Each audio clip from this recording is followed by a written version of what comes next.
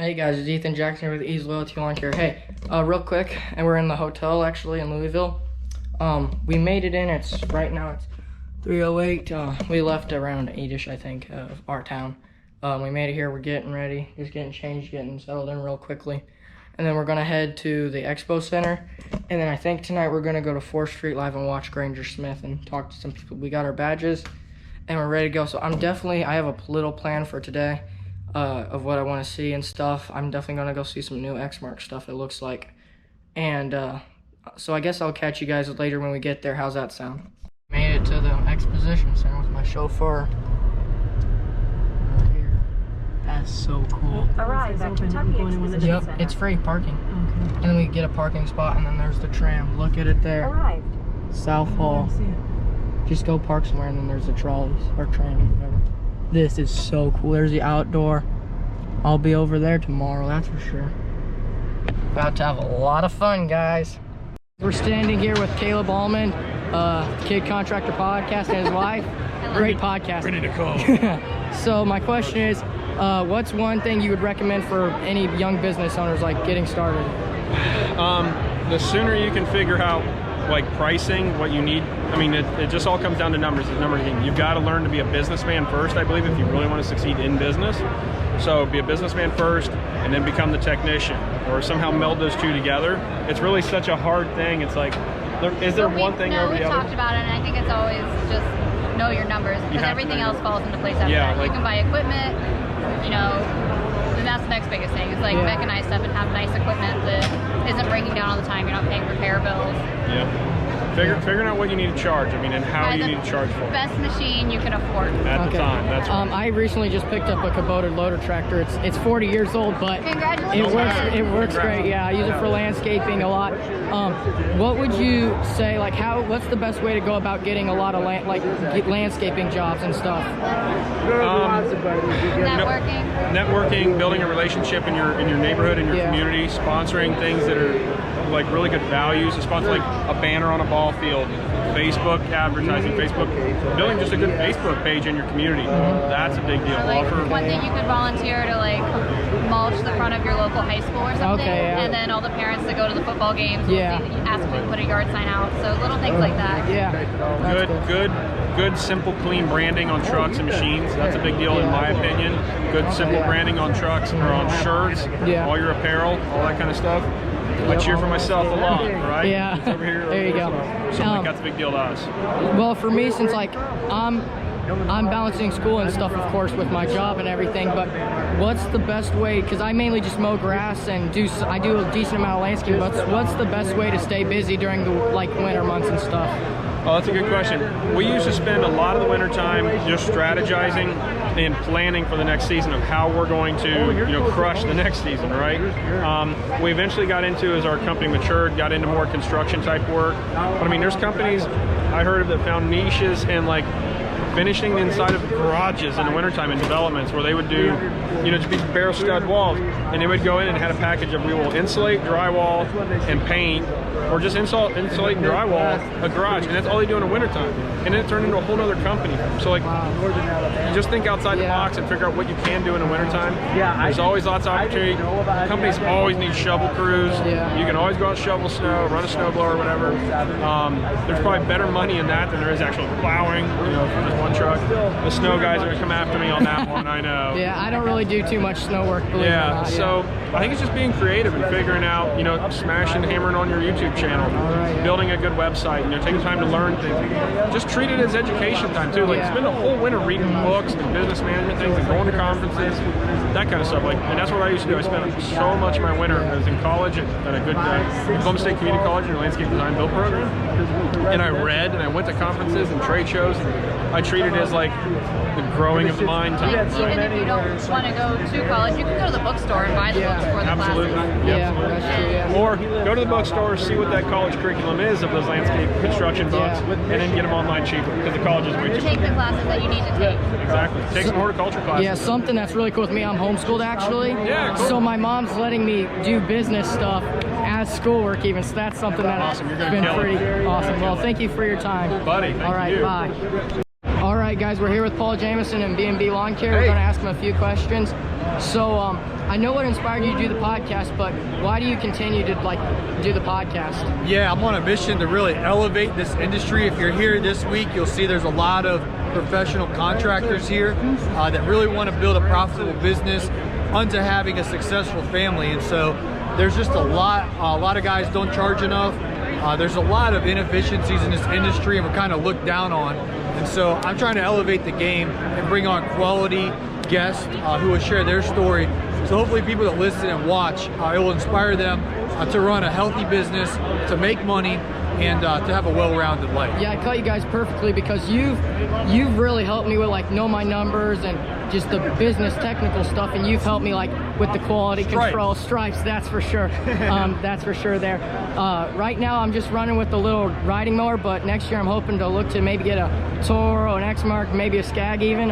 So for you, what do you really recommend to be a step above my competition, or you could say? Yeah, I mean, really just taking care of your customers, going above and beyond. Yeah. At the early stages of your business, that's how you get a leg up from the bigger guys. Yeah. You know what I'm saying? It's like when they ask you and you tell them you're going to be there, you're there. Yep. And you do good quality work. You pick up, I always, the bigger guys always got on me when I was like, dude, just take a couple extra seconds and, pull a couple weeds or take a couple minutes and talk to her. Try to build some sort of relationship and connection. That's what you should be doing, and that's what guys in that area, that stage of business should be doing, because those people talk, and that's what you want. She is the best saleswoman. Nancy, Susie, those are the Sweet Sue. Yeah, taking care of them. Oh yeah. Taking care of those customers and having them tell their neighbors is the ultimate sales tool. Yeah. You know what I'm saying? All right. And for you, what's I lost my thought, but what's the best way to because I know you've dealt with a lot of higher end customers and stuff, what's the best way to reach the higher customers, especially at my young age, or even commercial work? Yeah, well, first and foremost, be patient. How old are you, Ethan? 15. Yeah, so at 15, don't expect to do, I had my first commercial property at 15. Oh boy, I actually have a commercial. I have a weeding job for a commercial property, but that's all I got so far. Yeah, but Larry King is a famous interviewer, and he asked a bank robber one time. This guy was a notorious bank robber. He said, "Why did you rob the bank?" And the guy didn't. I mean, this guy was real good at robbing banks. He's like, "Well, that's where the money's at." And he didn't get caught for years. Man. Now, don't go rob a bank. Yeah, that's but good. I recommend building your business where the money's at. I built my business and have had customers, multiple customers that are NFL guys making $9 million a year, $7 million a year. Their wife spends money on landscaping like you wouldn't believe. It's like, can you do this, that, that? They don't even ask the price. It's like, can you get it done? And so you want to find, you can look at in your area the income per county. Work in the nice counties, Overland Park, right? Exactly. Yeah. So you don't want to be working no raggedy neighborhood. You want to work where the money's at. It's called the proximity. You get close to that, and you start doing a good job, and eventually you'll get it. And just be patient. My first year, I was in a rough part of town, okay? And then I eventually got into the best part of town. All right. Well, I really appreciate what both of you do for the industry, and I appreciate the content you put out. So thank you for your time. Nice to meet you, dude. Yep, nice to meet you too. Smash that subscribe button. Yes. Turn on the bell for notifications. There you go. How right am I there. doing, Blake? Yeah, That's there you good. go. Good job. Good. Hello guys, we're here with Kim at the Greenworks booth. She's going to tell us about their zero-turn mowers and possibly this little interesting thing over here. All right, so I guess the first question is, what size of deck is it? Is it like a 60 or a 52? Actually, we offer both. Okay. So in our ride-on commercial zero-turn, we offer the same frame with a 52 configuration as you see it here, or a 60-inch. Yeah, and I guess my second question would be there's no maintenance on here, correct? There's no belts that need to be changed. There's no grease fittings. The only thing you'd have to do is make sure you got air in your tires, and that's about it, right? Just about it. Obviously, you want to maintain your blades because you want to have the best cut. But there are no pulleys, there are no belts. So maintenance is nearly nil. Wow. And a quick question that comes to mind is how much runtime do you get off of a battery setup like this?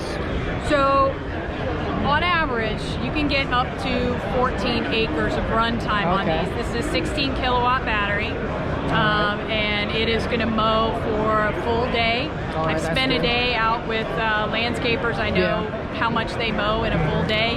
It's well under, on average, the 14 acres that this will cut. And like, say when it comes to tall, wet, thick grass, I've seen videos where people are saying it can't vacuum up the grass enough, it can't pull it up to cut it, just kind of lays it down.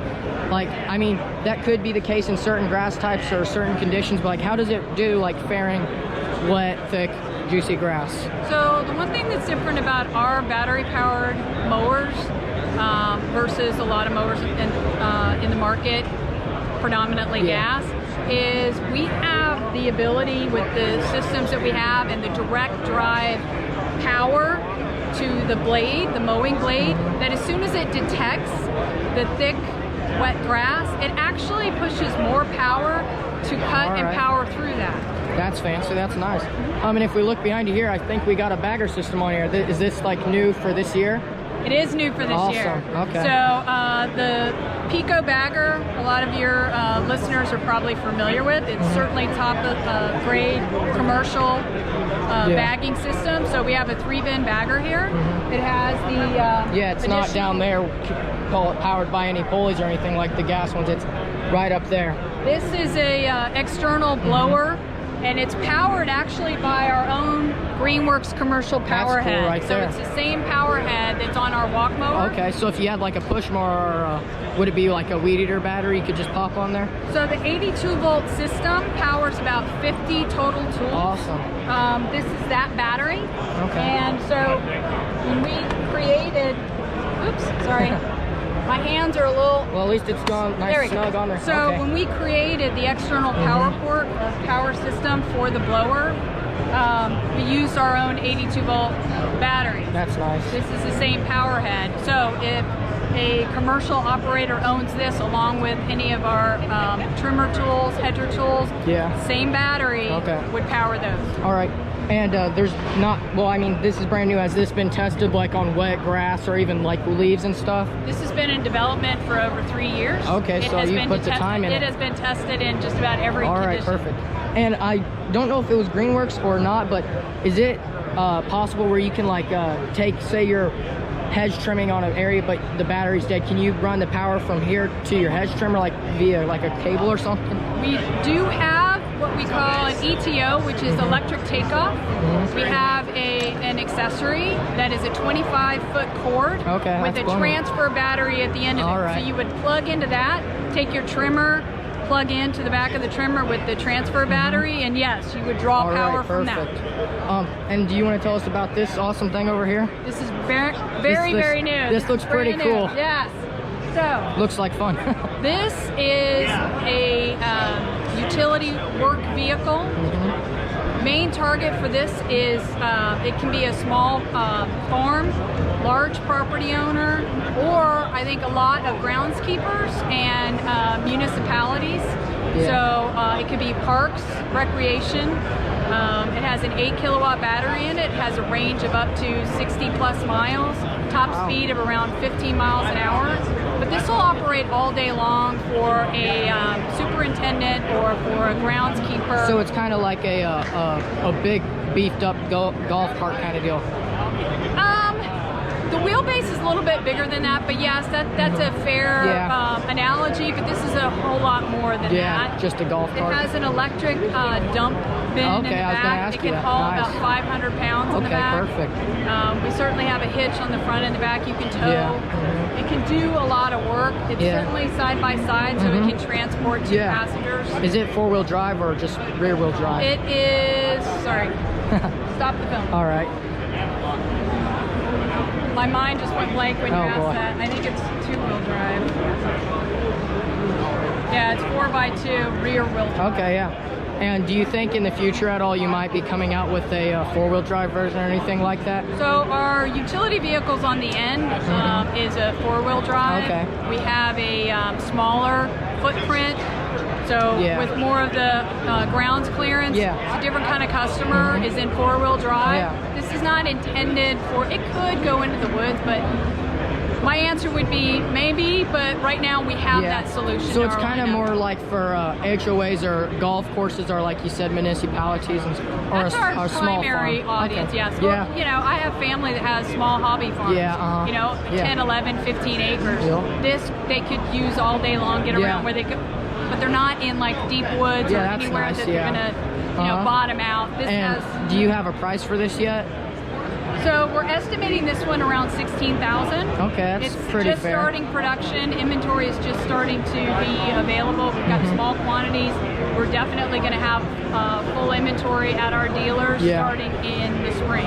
Okay, in the spring. And I forgot to ask you, but on the zero turn, how much is the bagger system and the zero turn, or like separate? What is it separate price? So sold separately, the 52-inch ride as you see it, minus the bagger. That is going to sell for north of 20,000. Okay. Then the bagger itself is about $4,500. Okay. All right. Okay. Well, so you're talking 27 for the whole thing.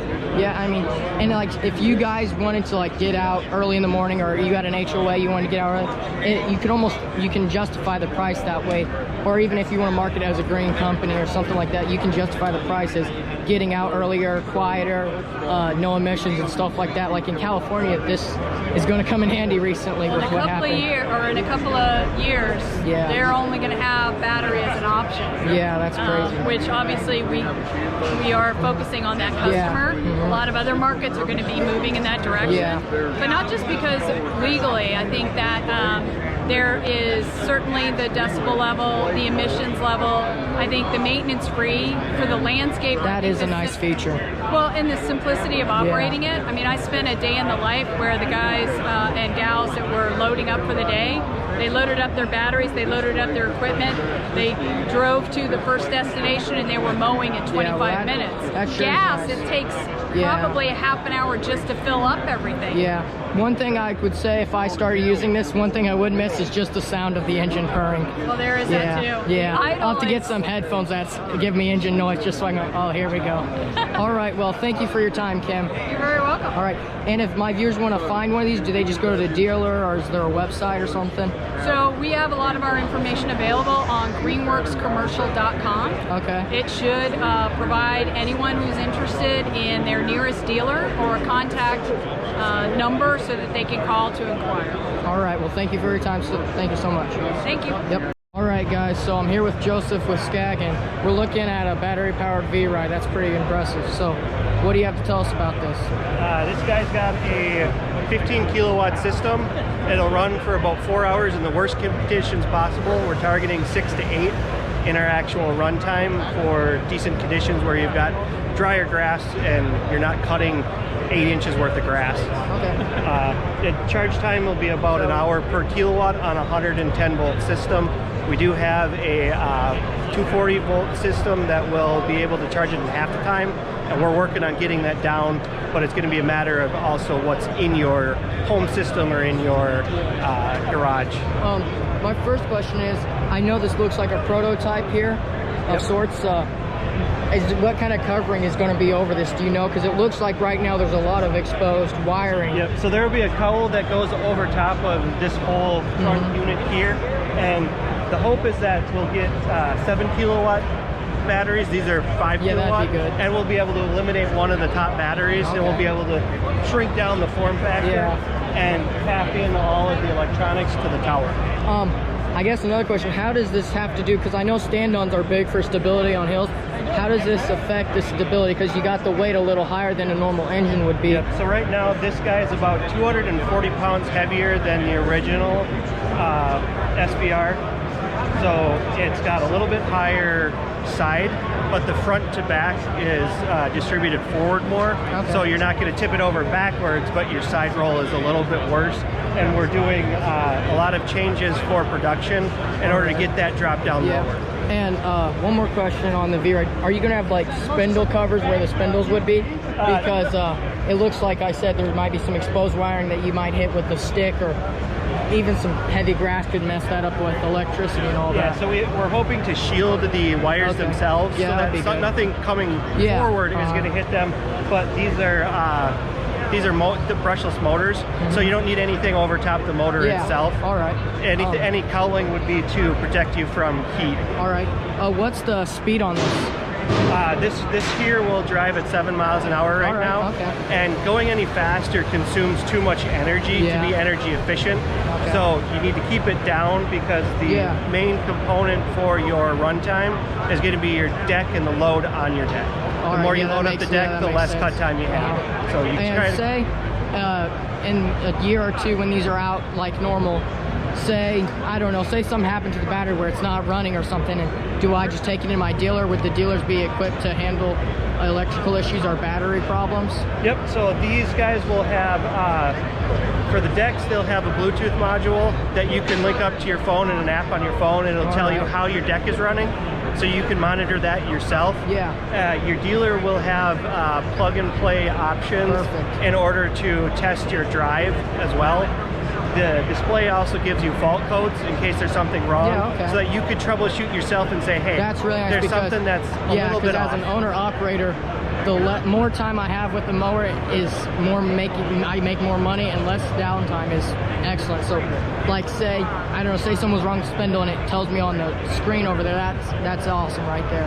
That's much appreciated. So do you just make it in your 52, or does it come with your 60-inch, 36, or 48?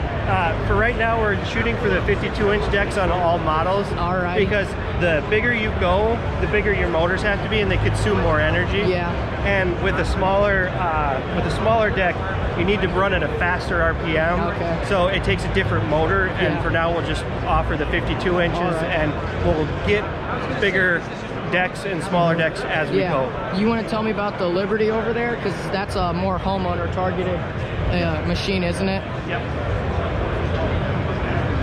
So does it run the same battery types you have?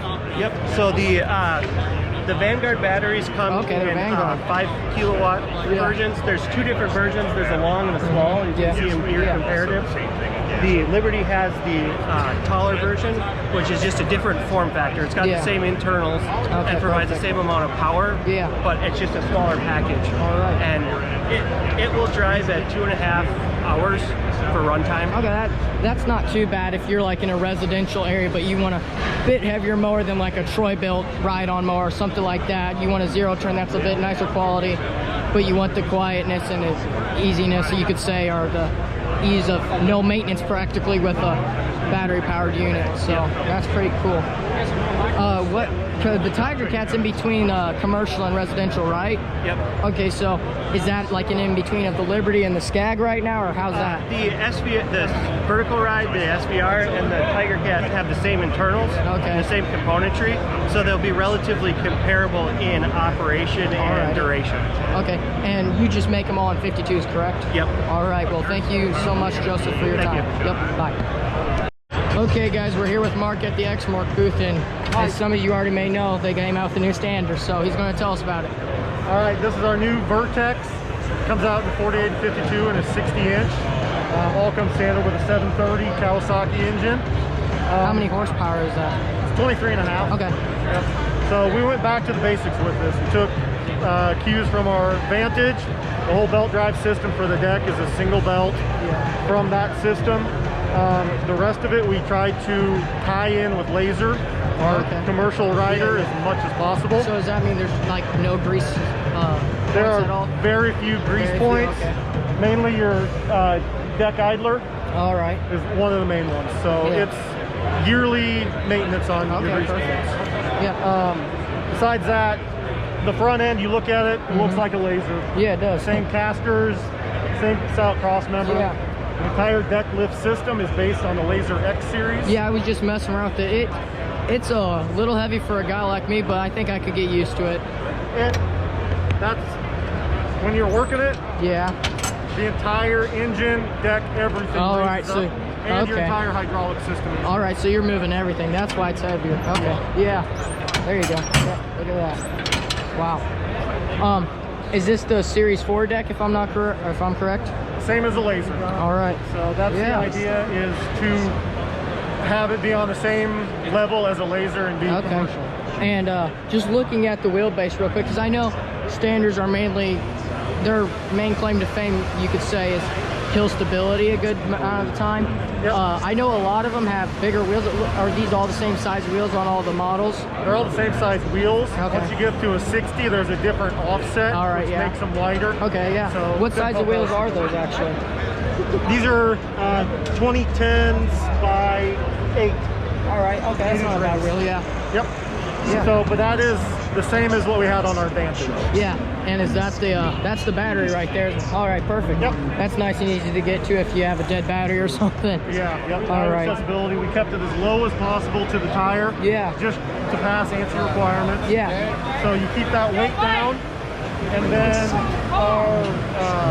our new fuel tank on the other side. You see it's dropped down in the front. Yeah. The idea is to get the weight as low as possible. That's good, yeah. For high side hill stability. Yeah. So. And I know some mowers have the dual hands on the stand-on or single. I know the Staris was a single, wasn't it? The Staris had a reference bar front and back, Okay. and then a single control where All right. it went forward So or reverse. is there like an advantage to have the dual? If you have this center reference bar, Yeah. it keeps you from having to move forward, move your hands forward, which Okay. tends to have your body move also. Yeah. This, you can just move your hands. There you go. Yeah. All right. It keeps you in the Yeah. same vertical position. All right. And is there going to be different series? Because I see the S series there. Is it going to be like the Radius or anything? Different series? This is our S series. Our Staris E series is still available. Okay. And for right now, that's what we're going to have. All right, is an perfect. E and S. Yeah, and it looks like everything's relatively easy just from the quick eye point that I have. Relatively easy for servicing and stuff, and it'd be pretty cool to get a demo of this. They look like a nice machine. We'll have 2 outside tomorrow. Okay. As far as serviceability, we were talking about whole There rear you panel go. comes off. All right, We hydro open oil. it as much as possible so you get to your hydro Yeah. oil, filter, clean off, clear fans for general clean out, Yeah. adjusting tracking Okay. as much as Yeah, I possible, like as Exmark. easy it is to maintain. Yeah. All right. Well, thank you for your time, Mike. Absolutely. Alrighty guys, I'm here at the Exmark booth with Nick, and he's going to tell us about their prototype stand-on battery powered zero turn. All right, hi guys, I'm Nick Kaiser, I'm a product manager with Exmark Manufacturing, and what we have here is our prototype electric battery stand-on. We anticipate this being available in about 2023, and it's going to have an 18.5 kilowatt hour pack. We have a few features to create longer run times so that you can get the most out of your battery. We've got adjustable blade tip speeds, we've got adjustable ground speeds, we've got adjustable deck rake so that you can... All right, okay. Yep, this is the adjustable deck rake feature that will consume less power. Yeah, overall, it's going to be a real productive machine. We're getting really good run times out of it. Yeah, what'd you say, about 6 hours? Yeah, about 6 hours on average. It kind of varies greatly depending on what conditions you're in, but 6 hours is kind of the average. It can be as low as 3 in really tough scalping, mulching kind of conditions, but as high as 9 hours in light conditions. So. I know you said this is a prototype, but it looks like the old Vantage, if I'm not correct. You are correct. So, is it going to look like this, or do we know yet, or are you not allowed to tell? still being determined. Yeah, but, right. You are correct. It does look a bit like a Vantage. And is it going to come out in 36, 48, 52? And we're going to start with a 52, Perfect. And we'll have a 48 and 60 following shortly after that. Yeah. So. And what'd you say the ground speeds were? Did you mention that? Yeah, so ground speeds are adjustable from 4 to 10 miles an hour, Okay, 10 max, in increments of 1. So you can do 0 to 4, or you can set it up to 0 to 10. So you can pick that ground speed that's best for your particular conditions. And one more quick thing is, with this being a prototype, is there a price point in mind yet, or anything that? Yeah, we're still working on that. Still working on that. Yeah, Perfect. still working on that one. It'll be in line with what you're seeing in the industry. Okay, how much does it weigh? Do you know that by any chance? It'll be around 1,000 pounds. That's not too bad. They'll be a little heavier than the gas machines. Yeah. Yep. All right. Yeah, and a lot less maintenance free. It looks like just some of the battery ones I was looking at earlier. I like how you guys have concealed all the wiring, especially where the deck is so far. Looks like you did a good job covering that wiring, because I was like, what if you run into a sticker, like you nick a rock somehow, or something crazy happens? You never know. But we're definitely focused on reliability and durability and quality of cut. That's something you're going to get from this machine. That's important stuff right there. Well, thank you for your time, Nick. You bet. I hope you have a Thank great you, day. Alrighty, guys. So we'll hear about the sound. I don't know about this, but we're in a we're at the Vermeer booth, and I didn't realize they made loader tractors and stuff, but apparently they do. There's a loader right there, but this one's like the enclosed cab. I would say this is probably, from what I'm seeing, the highest standard. I don't know too much about loaders, but I mean, like, you know, I have a tractor, but I always was wondering about getting a loader kind of deal. Oh, this would be a little big for me, honestly, but it is really, really nice in here. I mean, you got your forward and reverse hydrostatic. It's not shiftable. You got a really nice steering wheel. You can even adjust it what it looks like, and you got a windshield wiper. This would just be an amazing machine for snow or junk. Like if you ran a landscaping yard, you got your RPMs right here, you got USB, you got all sorts of stuff right here, and then of course your bucket control. This looks, I like the ergonomics of it. It's like right with my arms. My arms aren't the longest or anything, but it flows right off the armrest right onto there. I mean, it's really nice little joystick to move, and then you got your PTO, of course, high flow, low flow, and whatever, and then I guess that'd be your hour meter and whatnot. But this machine looks really, really nice. I mean, let's get an outside view. And then to get out, you just do that. It's a bigger machine. It's the ATX 8850 by Vermeer. It's got the pilot forks, and I think it even comes with a telescoping boom, it looks like. You can probably get all sorts of stuff on, but yeah, it's all the machine, so there you go. All right, guys, we're here with the one and only Brian Fullerton from the Fullerton podcast, whatever. Yeah. Great content. So, Brian, I have a lot of younger people that watch, so what's your #1 tip to grow a business when you're younger? That's a good question, Ethan. I would say reinvesting into the business and reinvesting into yourself. I think that's something that I was really good at, reinvesting into the business. I don't think I was the best at reinvesting into myself, and learning a lot more about business and life and taxes and just how to operate a business. I think it really helped you out. YouTube, you know, self-help books, that kind of stuff. You're already doing a really good job. You're a great example of that. Thank you. But I think if you're younger, and it doesn't matter if you're 12 years old, 24 years old, or 40 years old, reinvesting and staying hungry for that knowledge really helps you out. I think that was the best thing that's happened to my business the last 5 years, is I got around people that stretched my knowledge, right? Like a rubber band, once you stretch it, it never goes back to the same size. Well, get around people that are smarter than you, and for the first 10 years, I was living in my own headspace, and I was listening to myself, right? And that's not necessarily the best thing. You gotta get around people who are further along in life, and they will teach you what they know, and then you can, you know, escalate to where they're at. So that's the biggest thing I can say. Invest in yourself. Yeah, I know you did a video a while back of like best big books to read. Yeah. If you got a quick minute off the top of your head, what are the best books to read? Figure out what you want to learn about, like relationships or money or people skills. I would say the 2 best books, How to Win Friends and Influence People. Another one was a classic called Think and Grow Rich. And then financially was Rich Dad Poor Dad.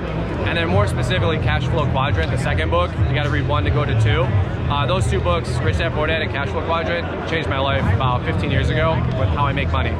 I know you're kind of like more of an owner-operator business, but yeah, what's the best way to go and get more customers or like reach more people in the community? I stick to like the blocking and tackling, they call it in sports, right? So postcards, yard signs, word of mouth, Facebook, that kind of stuff always works for us. It's the bread and butter, you know? Yeah. Well, thank you for your time, and I sure do appreciate your content. Hey, I got a question for you. We're going to flip the script. Oh, boy. Uh-oh. Is this your first time at the show? Yeah, this is my first year. So what do you think about the show? So far, when I walked in, I was like, whoa, it's bigger than what I thought. Is it? Yeah. I was saying that. Yeah, oh yeah. But I've got some good interviews, and I've got some good stuff that you'll get to see in the videos, but it's pretty cool. I really enjoy it. Aren't you supposed to be at school? I'm homeschooled. Homeschool. Yeah, there you go. School. I love it. Education in the real world. There you go. We got Mom over here. She probably doesn't want to be in the vlog, you know? But hey, if you guys didn't know, we did a podcast with you. Yep. You just did an amazing job. Thank you. Seriously, you got a great business, 25 customers. I'm really proud of you. You're doing a really good job. Keep up the good work. All right, guys. Over and out. We'll catch up with you guys. All right. Well, you heard it from the man himself, Brian Fullerton. So thank you guys for watching. Don't forget to like, subscribe, and leave a comment.